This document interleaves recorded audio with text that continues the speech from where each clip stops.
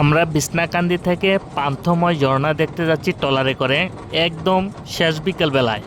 মাঝি ভাই আমাদেরকে বলেছিল বিছনাকান্দি থেকে পান্থময় 1 ঘন্টার মতো সময় লাগবে। আমরা রওনা দিয়েছিলাম বিকেল 4টায়। অর্ধেক রাস্তা আসতে না আসতে ওনার ইঞ্জিনের তেল ফুরিয়ে যায়। আমরা 5টা বাজে পান্থময় পৌঁছানোর কথা। সাথে আমাদের সাথে একজন বিজিবি ভাইও আছে, উনিও আমাদের সাথে বিরক্ত বোধ করছেন আসলে সময় মতে পৌঁছানো যাবে কিনা। চাইলে আপনারাও বিছনাকান্দি থেকে পান্থময় ঝর্ণা দেখতে যেতে পারেন ট্রলারে করে। এতে খরচ পড়বে 1000 টাকা। একটা ট্রলারে আপনারা টোটালি 10 জন মানুষ উঠতে পারবেন। একটা কথা মনে রাখবেন, হাতে পর্যাপ্ত পরিমাণ সময় নিয়ে আপনারা পান্থময়ের উদ্দেশ্যে রওনা দিবেন। আমরা পান্থময় পৌঁছাই ঠিকই, কিন্তু ততক্ষণে অন্ধকার হয়ে যায়। এরকম বোকামি আর কেউ করবে বলে আমার মনে হয় না।